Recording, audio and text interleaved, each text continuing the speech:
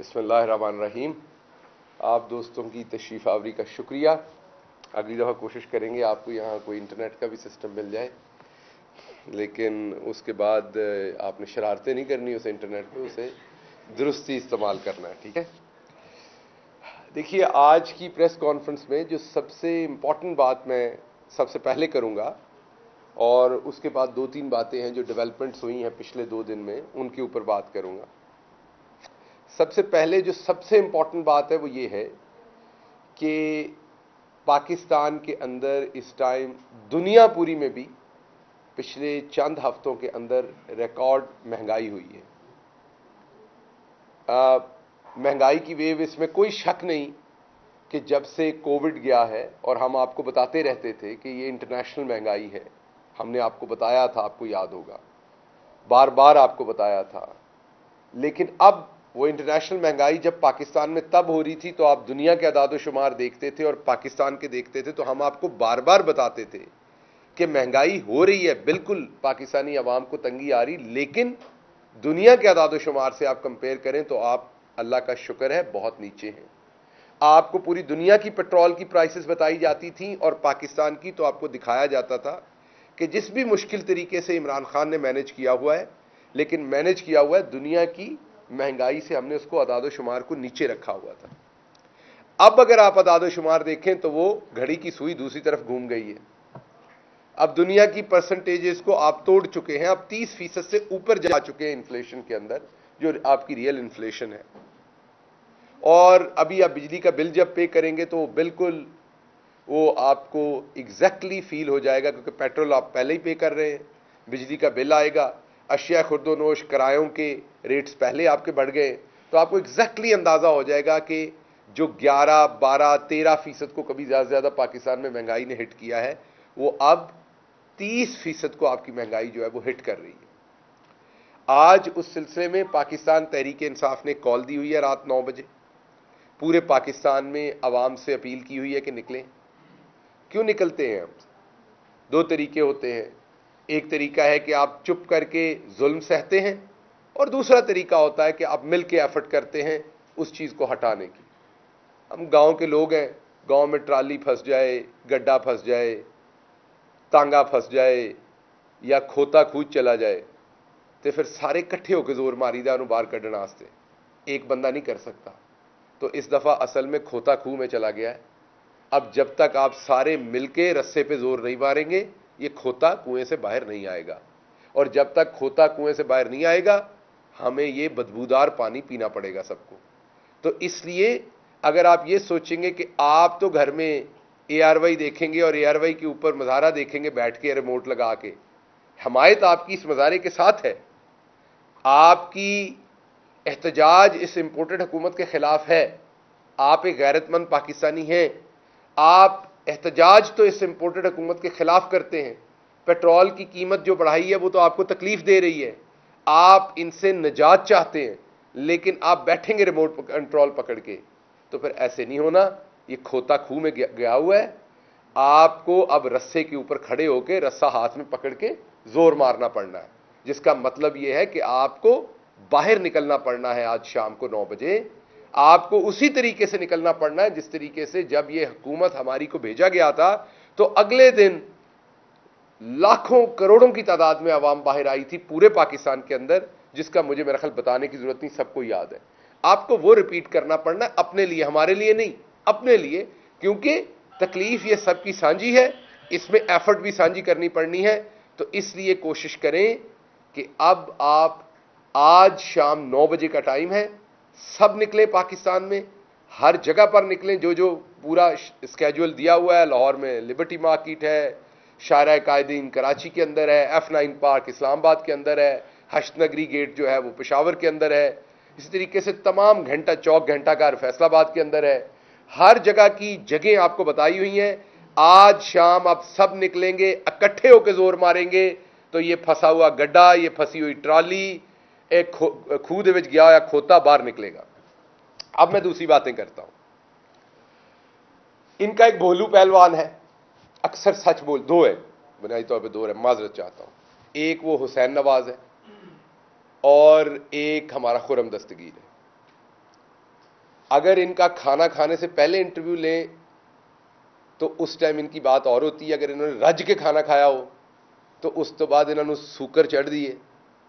वो खाने के बाद आपको पता है जो चढ़ती है, इन्होंने वो सूकर इसलिए कि जितनी तादाद खाना खाते ने उसके फिर सूकर ही चढ़ दी है। इन्होंने वो सूकर चढ़ दी, फिर इन्होंने समझ नहीं आती गल किड़ी कर रहे हैं। सो खुरम दस्तगीर साहब अपने भूलपन में या जो अनाज को उन्होंने कल नुकसान पहुंचाया हुआ था उस वजह से वो सारी बात ही खोल के कर गए। बात वो क्या कर गए? और बात कर गए कि हमें शौक नहीं था, हमें पता था हालात बड़े मुश्किल हैं, हमें पता था हम नहीं संभाल सकेंगे। अपने मुंह से कहा, ये मैं नहीं कह रहा, उनका वीडियो है चला दें। उन्होंने कहा हम कोई यहां पर बेहतरी करने नहीं आए थे, रिफॉर्म्स करने नहीं आए थे, हुकूमत सही तरीके से चलाने नहीं आए थे। असल में इमरान खान 100 नए जज लगाने लगा था। उन्होंने कहा कि अक्टूबर के अंदर आर्मी चीफ नया लग रहा है, इंपॉर्टेंट फैसला होना था, और उस तनाजर में इमरान खान ने 100 जज नए लगाने थे। अब मुझे समझ नहीं क्या मौजूदा आर्मी चीफ ने जज लगाने से इमरान खान को रोका हुआ था। ये तो उनसे पूछना पड़ेगा वो ये क्या कहना चाह रहे थे। नए आर्मी चीफ का और एहतसाब का वो क्या कह रहे थे, ये उनसे दोबारा इंटरव्यू लेके पूछना चाहिए कि क्या वो ये कहना चाह रहे हैं कि मौजूदा आर्मी चीफ एहतसाब नहीं होने दे रहे थे। उनकी बात का पर्पज क्या था ये बात कहने का कि जो अक्टूबर में हम डिसीजन होना था उसके बाद 100 जज लगने थे और हम सबको जेलों में डाल देना था। तो अब उनसे ये पूछना चाहिए कि वो आर्म्ड फोर्सेस को इसमें क्यों ला रहे हैं। आर्मी चीफ ने चेंज होना, ये एक रूटीन का काम है, हो जाएगा जब वो वक्त आएगा। अब ये सिटिंग वजीर कह रहे हैं कि आर्मी चीफ ने चेंज होना था, उसके बाद इमरान खान ने 100 जज लगाने थे और हम पे तो आपको पता ही है केसेस हैं, तो हमने अंदर हो जाना था। तो अब आपको ये तो समझ आ गई कि ये चोर सारे जो हैं इन्हें पता था कि इमरान खान अब इनके करीब पहुंच गया है। इन्होंने ये ऐसा सिस्टम बनाया हुआ था जिसमें ये एहतसाब नहीं होने दे रहे थे और अपने मुंह से मान गया वो। तो अब जबकि एहतसाब होने जा रहा था, बिल्कुल करीब था, तो उन्होंने कहा इस हुकूमत को उल्टा दो बैरूनी साजिश के साथ मिलकर। तो अब खुरम दस्तगीर के इस मानने के बाद साइफर की हकीकत तो पहले ही सबके सामने है। अब उसकी वजह, जब कोई किसी को कत्ल करता है ना तो उसकी इंटेंट, वजह कत्ल पहले मालूम की जाती कि इसने क्यों कत्ल किया होगा। इंटेंट फाइंड आउट करनी बड़ी इंपॉर्टेंट होती है। इंटेंट कल मान गया खुरम दस्तगीर। आला कत्ल जो है वो पहले से साइफर की सूरत में बरामद हो चुका है। जितने करैक्टर हैं वो सारे आपको लोटों की शक्ल में मौजूद हैं। और कल आखिरी कड़ी जो थी वो इंटेंट थी, वो भी जोड़ दी गई खुरम दस्तगीर की तरफ से। तो अब ये बात बिल्कुल क्लियर हो गई कि ये लोग, ये चोर इसके पीछे थे और ये सब कुछ चोरी बचाने के लिए किया गया है। इनकी हालत वो है कि जैसे एक चलती मशीन में कोई शैतान बच्चा शहबाज शरीफ की तरह का, जिसने घर में ये रोब बनाया हो कि मैं बहुत अच्छा एडमिनिस्ट्रेटर हूं, मैं बड़े अच्छे कपड़े सीता हूं, वो चलती मशीन में हाथ दे तो क्या करते हैं भला? चलती मशीन में को हाथ दे तो जी क्या करते हैं? पहले मशीन बंद करते हैं, फिर उसका हाथ निकालते हैं और फिर 2 कानों पे देते हैं और उसको कहते हैं चल दी मशीन च उंगली नहीं दे दी। सो इन बेशर्मों ने भी चलती हुकूमत में उंगली दी है। अब करना यह चाहिए कि इस काम को रोकना चाहिए, यहां दोबारा इलेक्शन कराने चाहिए, अवाम को मौका देना चाहिए कि इनके कानों पे 2-2 चपेड़े लगाए अवाम और इनको बताए कि आइंदा चलती हुकूमत के अंदर उंगली नहीं देनी। तो इसलिए ये शोभदाबाज थे, सिर्फ और सिर्फ ये वो एक इन्होंने इश्तिहारों के थ्रू अपने बूथे लगा लगा के बाथरूमों के ऊपर, हर जगह के ऊपर वो आप करवाने जाते। आपको पता है MRI मशीन जो है ना, उसके अंदर आप जाते हैं तो वैसे ही थोड़ा खौफ आता है क्योंकि वो अंदर बंद होती है, उसके अंदर आप जाते हैं। मुझे याद है पंजाब के अंदर जहां जहां MRI मशीन, वो जो आप अंदर जाते हैं, शहबाज शरीफ ने अंदर अपनी तस्वीर कम वक्त में लगाई हुई। मीन जहां आपको 15-20 मिनट लेटना है ऐसे सीधा और आपको ऊपर वो मशीन की छत नजर आती, उधर इसने अपना बूथा लगाया हुआ है ताकि कोई मरीज जो है वो अपना आराम से इलाज भी ना करवा सके, टेस्ट भी ना करवा सके इनकी चेहरे देखे बगैर। इनकी हालत वो है कि जैसे एक छोटा सा आपको चुटकुला सुना देता हूं जो इन पे फिट आता है। इनकी हालत यह है कि एक बंदा था इनकी तरह का फराडिया, जिसने एक जहर निकला हुआ सांप पाला हुआ था। वो खुद ही लोगों के घरों में सांप छोड़ देता था और उसके बाद कहता था मैं बीन बजाता हूं, 500 रुपया लूंगा और सांप पकड़ लूंगा। ऐसे ही एक घर में उसने जाके सांप छोड़ दिया। उन्होंने कहा अच्छा जी बजाएं बीन, 500 रुपया देंगे। बीन बजाई तो 2 सांप निकल आए, एक उसका अपना था, एक कहीं और से निकल आया। अब वो देखे, घर वाले कहते हैं सांप पकड़ो, तो उसको अब पता था कि उसमें तो जहर होगा। अब वो तो फ्रॉडिया था, वो को असल ऐसा बंदा तो था ना, कारीगर तो था नहीं। तो उसने फिर खसियाना सा मुंह बना के ना, ये ख्वाजे आसिफ जैसा खसियाना सा मुंह बना के उन्हें कहा जी तुसी अपना फड़ो मैं अपना फड़दा। ये हुण बेशरम कह रहे ने अवाम नू कि ये जो जितने पीडीएम के 11 प्लेयर हैं ना, ये एक दूसरे को बेशरम बैठ के कमरे में कहते हैं तुसी अपना सब फड़ो असी अपना पढ़ दें, क्योंकि इन सबको अब अपनी अपनी पड़ी हुई है, क्योंकि इनसे कुछ काबू नहीं आ रहा, ना महंगाई ना गवर्नेंस ना दूसरी चीजें। अब तो वो लोटा नूर आलम भी बोल बैठा है कि ये हुकूमत जो है इसने जो तबाही की है वो कभी नहीं हुई। तो नूर आलम से मेरा सवाल है, आप कहते थे अब महंगाई की वजह से लोटे हुए, अब और महंगाई हुई है तो आप दोबारा से एक दफा लोटे हो जाएं, क्या हर्ज होता है? बेशर्मी एक दफा करो 10 दफा करो, उससे क्या फर्क पड़ता है जब एक दफा कर ही ली। तो मेरा मशवरा है कि आप क्योंकि महंगाई की वजह से लोटे हुए थे, तो अब महंगाई और ज्यादा हो गई है, तो एक दफा फिर लोटा होने का मौसम है, तो मेरा ख्याल आप दोबारा से लोटा हो जाए। अगली बात मैंने इनकी करनी है, मैंने आपको बताया ना कि ये वो सांप छोड़ के पकड़ने वाले हैं, पर हुण अपना अपना फंड दे चक्कर च ने। 2 दिन से बारिश हो रही है पूरे मुल्क में, आपको पता है कि उस वजह से बिजली की जो डिमांड है उसमें बहुत ज़्यादा कमी है, खपत में कमी है, गर्मी उतनी नहीं लग रही, एसी नहीं चल रहे, खाली पंखे के नीचे भी चैन है। तो ये इतने कारीगर हैं कि कल से ट्विटर के ऊपर सर्वे कर रहे हैं कि आपके इलाके में बिजली तो नहीं बंद हो रही। ये 2 दिन दोबारा धूप निकलने दें, आपकी करतूत सामने आ जानी है। ये 2.5 महीने से आवाम को बता रहे हैं कि फ्यूल आ रहा है, फ्यूल हमारे पास नहीं है, फ्यूल मंगवा रहे हैं, और फ्यूल पहुंच जाएगा तो बिजली बंद होना बंद हो जाएगी। मरीख तो मंगवा रहे हो फिर फ्यूल, कितों मंगवा रहे हो फ्यूल, ये आज तक नहीं पहुंच रहा। सो इसलिए ये बुनियादी तौर पर एक फ्रॉड का तरीका वारदात है। अच्छा, एक वो सीएनजी पे चलने वाला एंकर होता था, नहीं भाई रिक्शे की बात नहीं कर रहा, एक एंकर होता था सीएनजी पे चलने वाला, वो हमारा दोस्त जियो टीवी के ऊपर शाहजेब खानजादा साहब, वो रोज बताते थे कि महंगी सीएनजी ले ली, लेट ले ली, 13 तारीख को लेते तो अच्छा होता हो। तोता फाल नहीं निकालता होता, वो वाला तोता था, वो फाल निकालता था। 13 तारीख को लेनी थी, 17 को ले ली, 18 को लेनी थी। अगर डबल शॉपर करवा लेते तो एलएनजी लीक ना होती, ये डबल शॉपर नहीं करवाया था। तो वो जो छोटू हकीम है हमारा, वो गायब है, पता नहीं तो गैस बंद है तो उसको गैस मिल नहीं रही और वो गैस से चलता है इसलिए बंद है, या उनकी शर्म आजकल मेरा ख्याल है कहीं गई हुई है, शायद छुट्टी पे गई होगी, समर हॉलीडेज भी होते हैं, तो उनकी जो शर्म है या जिस तरह की सहाफत वो करते हैं उसको शायद आजकल समर वेकेशंस हो। तो उनको उनके चैनल को याद करवाना था कि 45% गैस महंगी हो चुकी, किसानों के जो प्लांट थे खाद के उनको गैस बंद कर दी गई है, जिसकी वजह से खादें महंगी हो गई हैं, किसान को खाद नहीं मिल रही, उसकी फसल तबाह हो जानी है। उसकी फसल तबाह हुई तो आटा पहले ही इस टाइम 95 रुपए किलो में बिक रहा है, अगले चंद दिन में वो 100 रुपए किलो हो जाना है। गरीब आदमी रोटी खाने से भी जाएगा। तो आपको शाहजेब साहब, लोग अब आपको भी गालियां देंगे दिन रात सुबह शाम, क्योंकि उनको सब याद है, आपका किया हुआ करतूत सब याद है। जब आप लफाफा पकड़ के सारे प्रोग्राम एलएनजी पे करते थे, अब उससे हालात खराब हैं और अब आपको चुप लगी हुई है, आप साइलेंट मोड पे, कहीं बोलते नहीं, नजर नहीं आ रहे आजकल। तो एक आध प्रोग्राम करें और कुछ नहीं तो कम से कम मेरी इस प्रेस कॉन्फ्रेंस पे कोई साड़ फक लें। बाकी आप लोग येलो जर्नलिज्म करते हैं, लोगों की जातियात के ऊपर आपको बहुत प्रोग्राम करने का शौक है, जातियात की इंफॉर्मेशन अब आपके बारे में भी बहुत ज्यादा है हमारे पास, लेकिन तरबियत का फर्क है। वरना तो जातियात ऐसी रंगीन है आप लोगों की कि आप लोगों के बारे में खबरें आए ऊपर से नीचे तक तो आपको लग होश जाए, लेकिन हम वो काम नहीं करेंगे क्योंकि तरबियत फर्क है। तो आपको दोबारा आपको ये मशवरा देता हूं कि कभी आपने अपनी जातियात देखनी है तो आप जरा राब्ता कर लें इस्लामाबाद रावलपिंडी के तमाम रिपोर्टर्स के साथ, उनके पास भरे पड़े उनके फोन, मुझे चंद ने दिखाए हुए। मुझे लगता है शायद बाजी के पास भी आपका मटेरियल है जिस वजह से मजबूर होकर आप इस तरह के प्रोग्राम करते रहे। अब तो मुझे यही लग रहा है। आगे चलते हैं जी। एक यहां रिश्ते तड़वाने वाली बाजी है, रिश्ते करवाने वाली तो आपने सुनी थी, वो उंगली वाली बाजी है।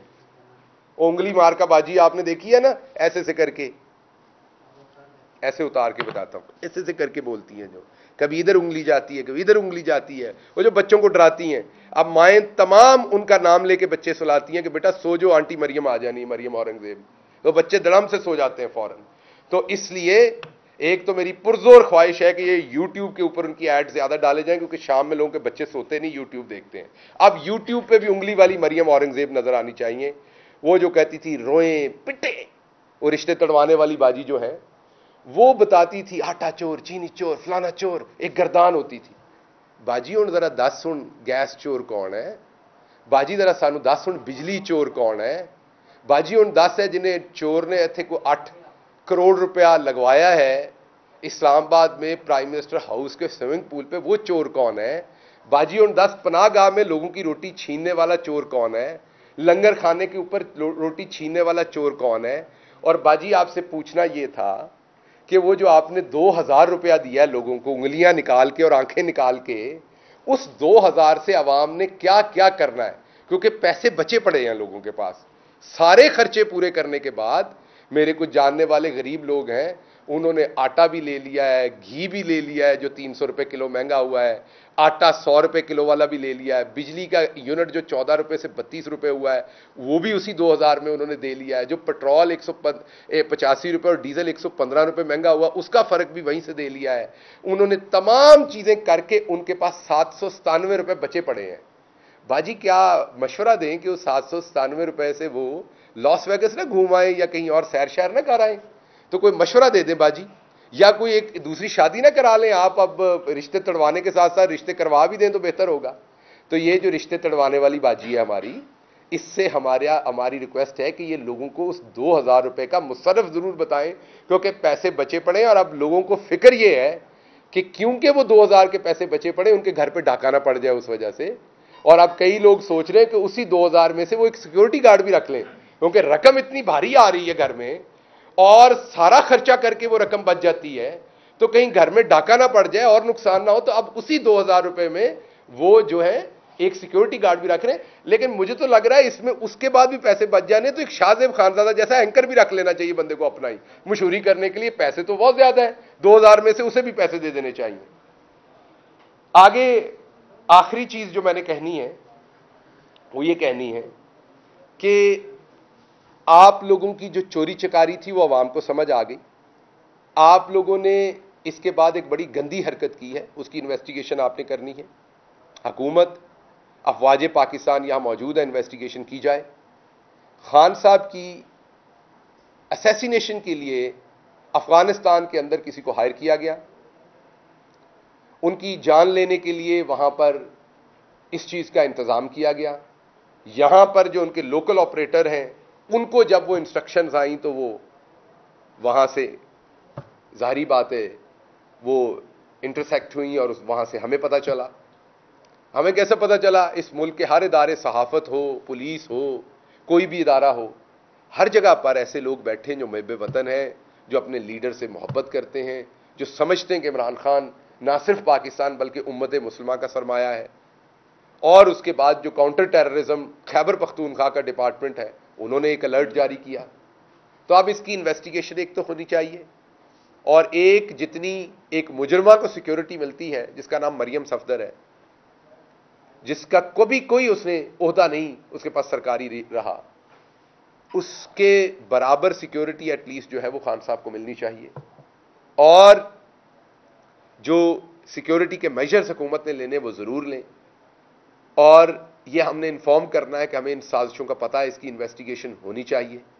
और दूसरा जो खुरम दस्तगीर का बयान है, अब मैं चाहूंगा कि उसके ऊपर भी एक जुडिशल कमीशन बने, क्योंकि खुरम दस्तगीर ने डायरेक्टली आर्म्ड फोर्सेस को इन्वॉल्व किया है और उसने डायरेक्टली कहा है कि अक्टूबर में जो फैसला होना है उसके बाद हमारा एहतसाब होना था।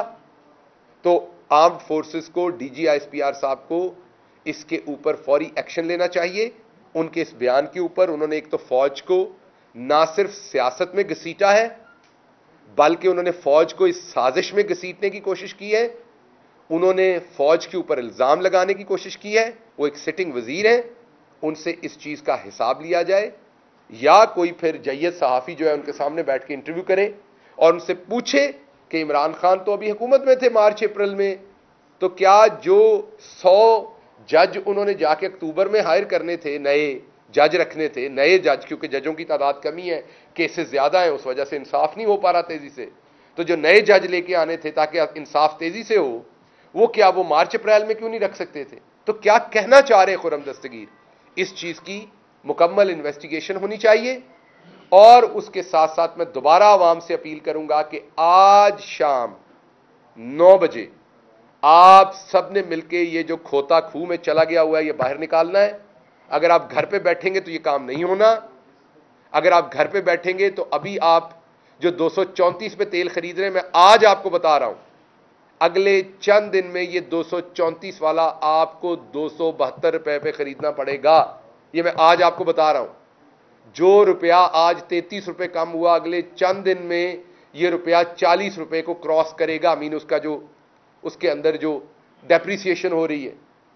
सो अगर इस सारी इनहतात, इस तबाही, इस बर्बादी को आपने रोकना है तो आज शाम 9 बजे बाहर निकलें। किसी के लिए नहीं, अपनी जात के लिए, अपने बच्चों के लिए। वरना फिर आपने गुर्बत कुछ मुल्कों में देखी है। जब गुर्बत आती है तो अभी तो ये बेशर्म वैसे ही कह रहे हैं ना कि चाय की इनकी मैनेजमेंट आप देख लें, कहते हैं चाय की एक प्याली छोड़ दें, रोटी 4 लोग एक खा लें। ये वाले बयान आपने देख लिए ना इनके वजीरों के। ये थी तजर्बेकार टीम। हमें बताया जाता तजर्बेकार टीम नहीं, ए प्याज तजर्बा इन्हों का। तजर्बा एक चीज में इनका है, मनी लॉन्ड्रिंग में। जिनको मनी लॉन्ड्रिंग में इस्तेमाल करना उनको कत्ल करवाने में, गुलजार हो, मकसूद चपरासी हो, शब्बीर हो, या डॉक्टर रिजवान हो, या उसके बाद रजा हो, कोई फांसी लगाओ। इतना मोटा रस्से के साथ उसे फांसी लगा हुआ है बेचारा। और भाई जब कोई खुदकुशी करता है ना तो ट्रक खींचने वाला रस्सा नहीं लेके आता, वो पहले इंतजाम नहीं करता, जाके कहीं से रस्सा नहीं लेके आता ट्रक वाला। इतना मोटा रस्सा था जो उसके गले में बांधा हुआ था। तो आप लोगों की नकल के लिए असल की जरूरत होती है।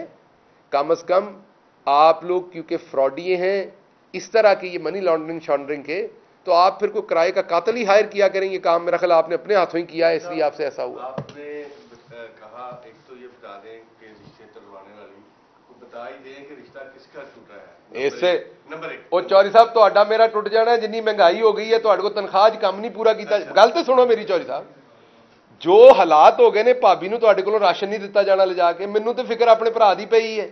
मैं इस तो कह रहे हैं बाजी मरियम रिश्ते तड़वाने वाली है।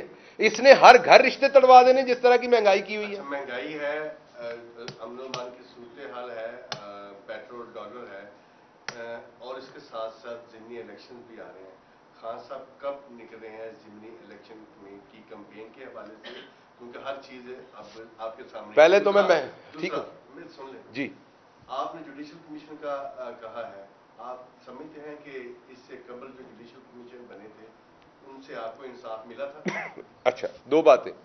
पहले तो आपने रिश्ता तड़वाने की बात पूछी, तो भाई इस टाइम जो कमाने वाला है ना वो बड़ी मुश्किल में फंसा हुआ है। वो माँ के लिए सूट लेके जाए तो बीवी नाराज, बीवी के लिए लेके जाए तो माँ नाराज, सिर्फ बच्चों के लिए लेके जाए तो कोई और नाराज।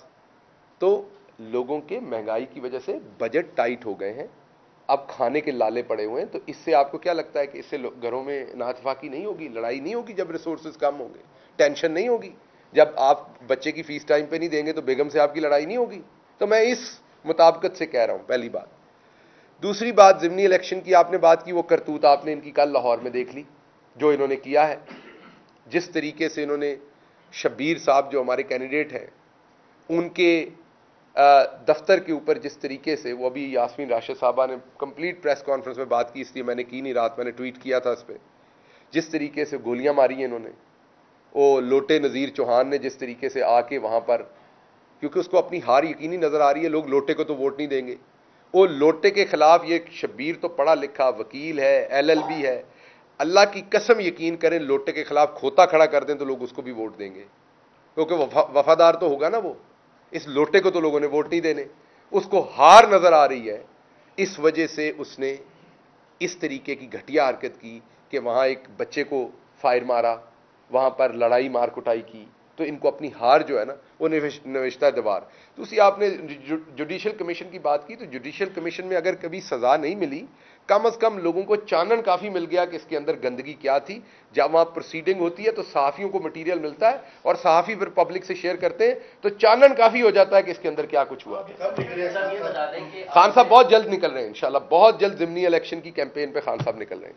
ये बता दें कि आपके दौर में सबसे ज्यादा जो लोग सरापा एहतजाज रहे हैं वो सरकारी मुलाजमीन रहे थे। इस्लामाबाद में भी हमने देखा कि एहतजाज करते रहे, कोई तनख्वाहों की हवाले से, इस वाले से। आज भी बनीगाला के बाहर केपीके से उसातिज़ा आए हुए और सिर्फ इस चीज़ के लिए कि हमें जो वहाँ पर कॉन्ट्रैक्ट बेसिस पे रखा गया हमें फिर पक्का किया जाए, लेकिन उस हवाले से तो बता दें कि केपी गवर्नमेंट अभी भी आती है, उनको उनके लिए क्या आप लोग इकदाम करें? अच्छा, मेरा सवाल है, भाई की तनख्वाह कितनी बढ़ी है इस साल? आपकी नहीं बढ़ी? पहुंच फिर बनी गाला अल्लाह दा नाम लेके तू भी एहतजाज दे। अगला सवाल। ये बताएं कि ये बहुत आपने कहा कॉल इंटरसेप्ट हुई है, वो इत्तला आप तक पहुंची है। अब अगर वो इत्तला आप तक पहुंची है तो कुछ पता चला कि वो किसने सिपाही थी, ये भी थोड़ा बहुत पता चला होगा या नहीं पता चला? इसके अलावा वो जो तुर्की नामी शख्स है वो क्या पाकिस्तान में आ चुका है? अफगानिस्तान में उसको सिपाही दी गई? मैं इसमें थोड़ी सी बता दूं, इसमें मैं इससे ज्यादा इंफॉर्मेशन इसलिए शेयर नहीं करूंगा कि जो इदारे जिनकी ये जिम्मेदारी है मैं उनको ये काम करने दूंगा। इससे ज्यादा इंफॉर्मेशन दूंगा तो इस टाइम जो उसका स्टेटस है इस सारी इवॉल्विंग सिचुएशन का वो मुतासर होगा। इससे ज्यादा इंफॉर्मेशन से इस सारे प्रोसेस में नुकसान होने का खदशा है। इसलिए जो रेलेवेंट इदारे हैं जिनका ये काम है मैं उनसे दरख्वास्त करूंगा कि वो इस पर फौरी काम करें और इस सारा जो नेटवर्क है उसको अनफोल्ड करके सामने लेके आएं, और इसके पीछे कौन है उसकी इन्वेस्टिगेशन हो पाएगी कि नहीं हो पाएगी, उम्मीद मुझे नहीं है। मैं बड़ा क्लियर बता दूं कि मुझे उम्मीद नहीं है, बट अल्लाह के घर से ना उम्मीद नहीं होनी। मैंने उसका जवाब दे दिया, मैंने जवाब दे दिया। अगला सवाल जी।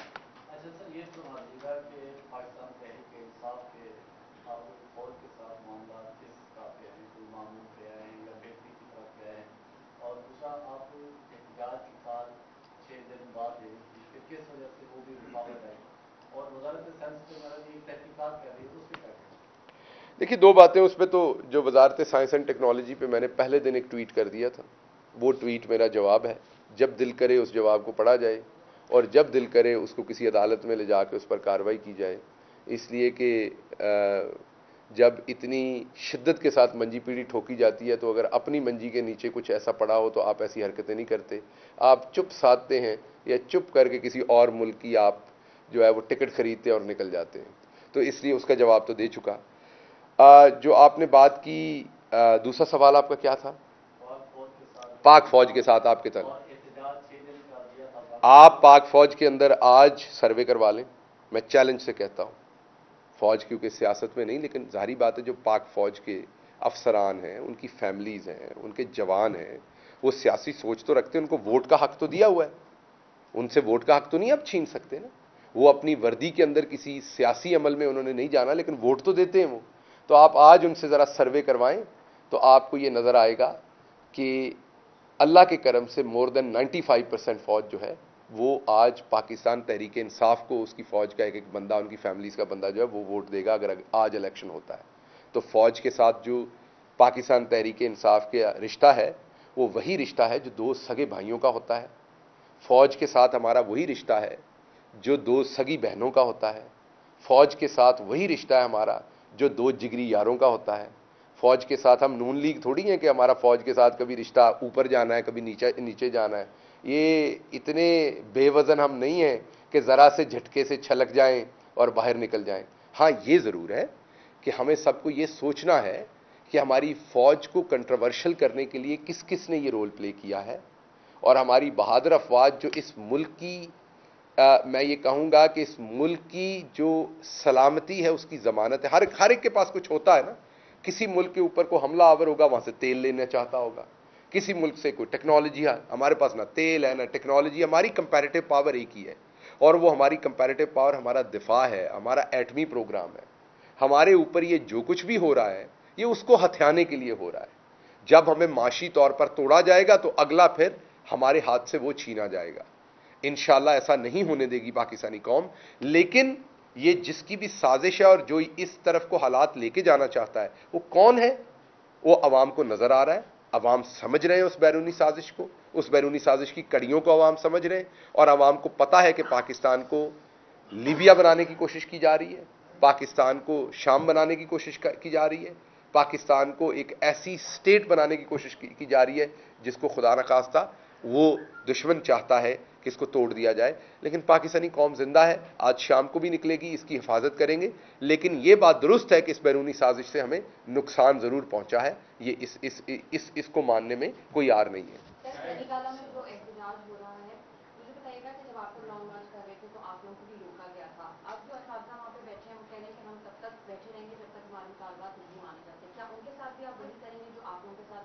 जी, मैं जवाब दे देता हूं इसका आपको। एक तो ये सवाल सबको बड़ी जोर से आया हुआ है, क्योंकि दूसरा तीसरा सवाल हो गया ये। तो जो असातिज़ा हैं वो बुनियादी तौर पर सवाल कर रहे हैं कि उनकी नौकरी पक्की की जाए या उनकी तनख्वाह। तो उसके लिए महमूद खान साहब जिंदा हैं, एड्रेस उनका मौजूद है, उनको मैं दे चुका हूं बनीगाला में। अगर मेरी बहन को यकीन नहीं है तो अभी मैंने जाना है, मेरी बहन पीछे अपनी गाड़ी लगा ले, आपको भी एड्रेस दूंगा महमूद खान साहब का।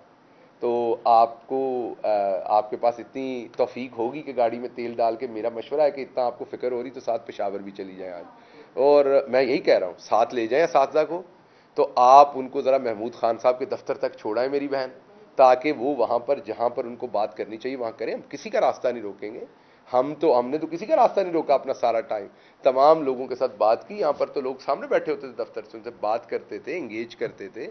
ये हामला औरतों के मुंह में गोलियां मारना, जर्नलिस्टों को कत्ल करना, ये लोगों को जो है वो बेवा बनाना, औरतों को, उनके शौहरों को कत्ल करना, ये नून लीग का तुर्रा इम्तियाज है, हमारा नहीं।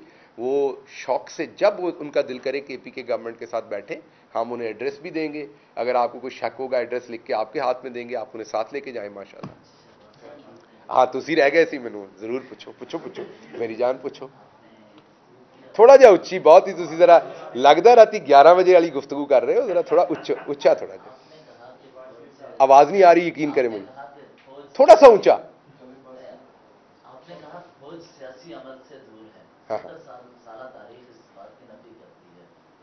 खान साहब के आखिरी दौर में बाजवा साहब के साथ कैसे ताल्लुकात थे, और 2 मरतबा जो उस वक्त के speaker Asad Qaiser PM office की तरफ आए और वापस गए, इस दौरान क्या मामला हुए थे, और आजकल क्या बाजवा साहब से कोई रब्ता हो रहा है? असल में मसला ये है कि आपको पाकिस्तान की फौज सख्त नापसंद है, और ये मुझे अक्सर आपके सवालों से समझ आती है। मेरी हर प्रेस कॉन्फ्रेंस में आपका जो सवाल होता है उसमें कोई ना कोई जाविया होता है पाकिस्तानी फौज पे तनकीद करवाने का, पाकिस्तानी फौज को नुकसान पहुंचाने का। मुझे फौज से बड़ी मोहब्बत है, इसलिए मैं आपके सवाल को पास करूंगा। बहुत शुक्रिया।